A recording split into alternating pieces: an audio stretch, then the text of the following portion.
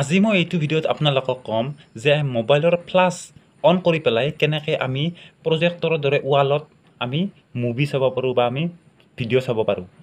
আৰু মানে এনেকুৱা ভিডিঅ' বহুত ইউটিউবত আপুনি চাৰ্চ কৰিলে পাব যে মোবাইলৰ ফ্লাছ ব্যৱহাৰ কৰি আমি প্ৰজেক্টৰৰ নিচিনাকৈ আমি মুভি চাব পাৰোঁ, আমি ভিডিঅ' চাব পাৰোঁ। এতিয়া মই এইটো ভিডিঅ'ত আপোনালোকক ক'ম যে কেনেকৈ মোবাইলৰ ফ্লাছ ইউজ কৰি পেলাই আমি ভিডিঅ' চাব পাৰোঁ বা আমি প্ৰজেক্টৰৰ দৰে মোবাইলৰ ফ্লাছ ইউজ কৰিব পাৰোঁ। আৰু কথাটো সঁচা নে মিছা? চ' মই এইটো ভিডিঅ'ত আজি অলপো পলম নকৰি আপোনালোকক ক'ম যে আমি কেনেকৈ মোবাইলৰ ফ্লাছ ইউজ কৰি পেলাই মুভি চাব পাৰোঁ বা আমি প্ৰজেক্টৰৰ দৰে ইউজ কৰিব পাৰোঁ আমাৰ মোবাইল ফোনটো। চ' আহক ভিডিঅ'টো আৰম্ভ কৰোঁ।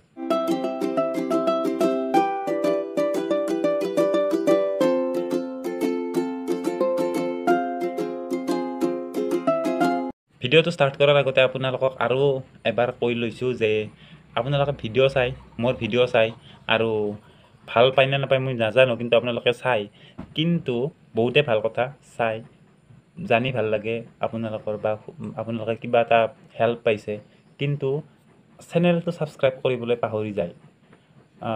ছাবস্ক্ৰাইব কৰি দিব আৰু কিনো আছে আৰু চেনেলটো ছাবস্ক্ৰাইব কৰি দিব আৰু লাইক কৰি দিব ভিডিঅ'টো আৰু আপোনালোকে কমেণ্ট কৰি জনাব পাৰে, নহ'লে কেনেকৈ গম পাম যে ভিডিঅ'টো ভাল পাইছে নেকি। আপোনাৰ মনৰ কথা অলপমান মানে জনাটো জৰুৰী আৰু জানিব মন যায়।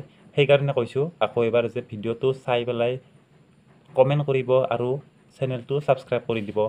আপুনি যদি গুগল প্লে ষ্টৰত যায়, যদি এনেকৈ যদি চাৰ্চ কৰি দিয়ে যে মোবাইল প্ৰজেক্টৰ বুলি, তেনেহ'লে আপুনি অগণন এনেকুৱা এপ পাব, যিবিলাক এপত মানে আপুনি এনেকুৱা ইণ্টাৰফেচ দেখা পাব যে আপোনাক মানে কি আপুনি যদি ইনষ্টল কৰি লয়, আপুনি যদি কথাখিনি যদি বিশ্বাস কৰি লয়, যিখিনি এপটোৱে মানে কয় যে আমি মোবাইলৰ ফ্লাছ ইউজ কৰি পেলাই আমি আপোনাক মানে প্ৰজেক্টৰৰ কাম আমি এক্সপিৰিয়েঞ্চ দিম, প্ৰজেক্টৰৰ দৰে মানে আপুনি ইউজ কৰিব পাৰিব। আপুনি যদি তেনেকুৱা আৰু সেই কৰি দিয়ে, ইনষ্টল কৰি দিয়ে, তেনেহ'লে আপোনাৰ কি হ'ব, আপুনি মানে এই এপটো যে ইনষ্টল কৰিলে আপুনিতো প্ৰজেক্টৰৰ দৰেতো ইউজ কৰিবতো নোৱাৰে। আপোনাৰ মানে এইটো পচিবলে নহয় যে মোবাইলৰ যিটো ফ্লাছ, এইটো মোবাইল কোম্পানীয়ে মোবাইলৰ ফ্লাছটো দিছে আমাৰ ইমাৰ্জেঞ্চি লাইটৰ কাৰণে।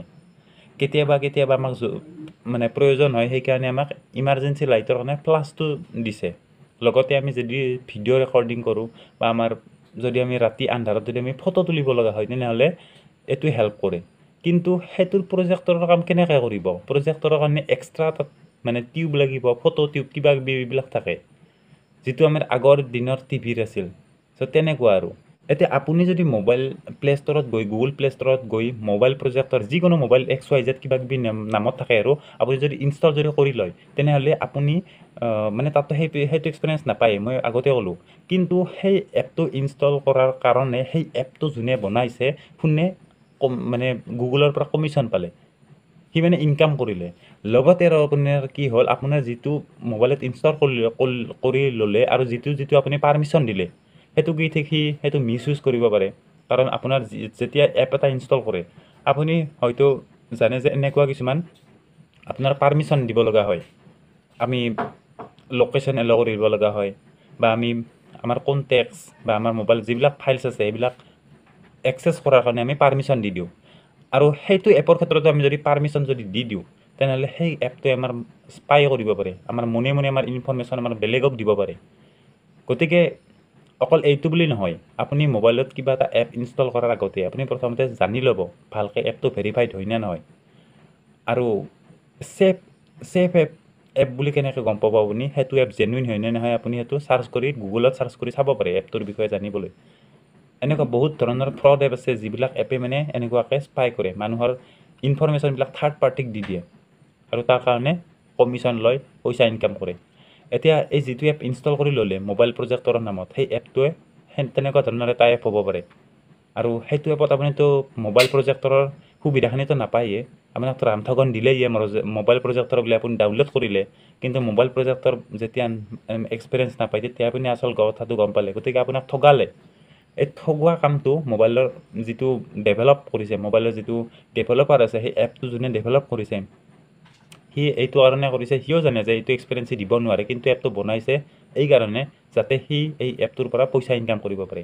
আপুনি আপোনাৰ লগতে আৰু 10জনে সেইটো বুলি ইনষ্টল কৰিব, ইনষ্টল কৰি যিখিনি পইচা ইনকাম কৰিব, ৰিভেনিউ কৰিব, সেইখিনিতো আছেই। তাৰ লগতে আপোনাৰ স্পাই কৰিব পাৰে, আপোনাৰ ইনফৰমেশ্যন, আপোনাৰ ইনফৰমেশ্যন, আপোনাৰ ইম্পৰ্টেণ্ট ফাইল যিবিলাক মোবাইলত আপুনি ষ্ট'ৰ কৰি থৈ দিছে, সেইবিলাক বেলেগক চেল কৰি দিব পাৰে। গতিকে চাওক কিমান বেছি ৰিস্কি হয় কামবিলাক। গতিকে আমি কিবা এটা এপ ইনষ্টল কৰাৰ আগতে বা এনেকুৱা ধৰণৰ কিছুমান কাম কৰাৰ আগতে আমি ভাবি চাব লাগে।